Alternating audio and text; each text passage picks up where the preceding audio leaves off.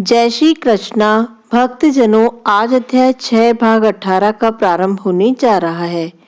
अध्याय 5 में हमने जाना कि किस प्रकार के कर्म करने से हमें कृष्ण की प्राप्ति होगी और हमारे सभी कष्टों का निवारण भी होगा।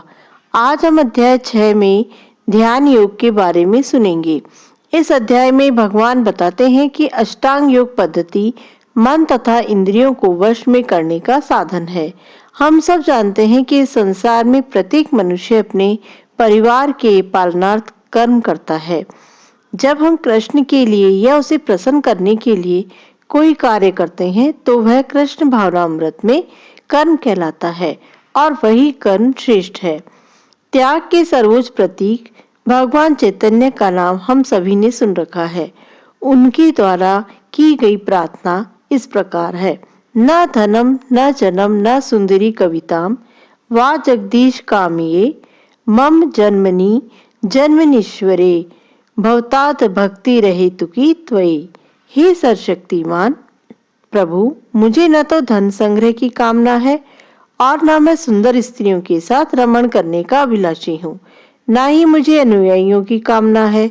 मैं तो जन्म जन्मांतर आपकी प्रेमा भक्ति की अहेतु की कृपा का ही अभिलाषी हूँ।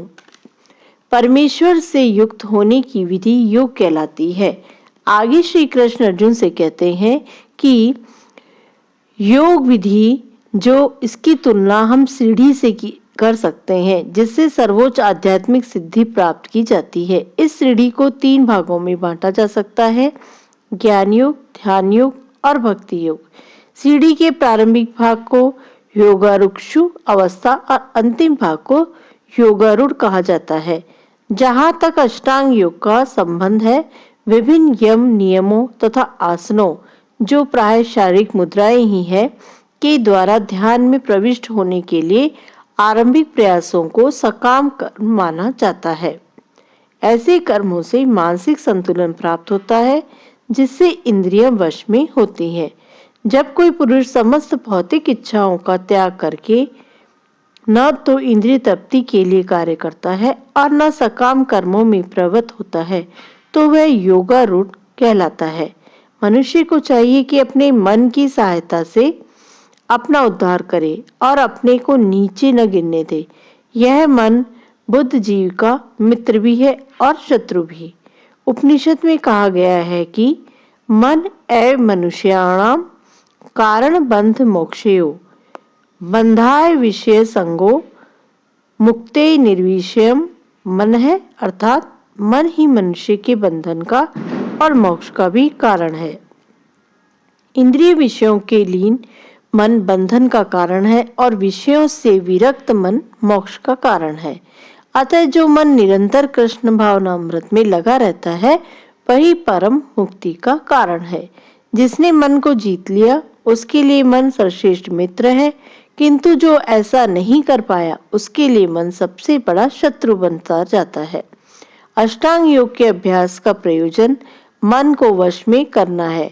मन को वश में किए बिना योगाभ्यास करना मात्र समय को नष्ट करना है। जो अपने मन को वश में नहीं कर सकता, वह सतत परम शत्रु के साथ निवास करता है और इस तरह उसका जीवन और लक्ष्य दोनों ही नष्ट हो जाते हैं। आगे श्री कृष्ण कहते हैं कि मन को वश में करने से स्वतः ही परमात्मा के आदेश का पालन होता है। अतः भगवत भक्त संसार के द्वंद्वों यथा सुख दुख सर्दी गर्मी आदि से अप्रभावित रहता है। यह अवस्था ही व्यवहारिक समाधि या परमात्मा में तल्लीनता है। अतः भक्तजनों, भगवत गीता कृष्ण भावनामृत का विज्ञान है। आगे अध्याय 6 भाग 19 में हम जानेंगे कि जब मनुष्य निष्कपट हितैषियों, प्रिय मित्रों, ईर्ष्यालुओं, शत्रुओं तथा मित्रों व पापियों के संपर्क में आते हैं, तो उन्हें उनके साथ कैसा व्यवहार करना चाहिए। सभी भक्तजन इस चैनल को लाइक और सब्सक्राइब करें और मुझे आगे बढ़ने की भी प्रेरणा दें। जय श्री कृष्ण।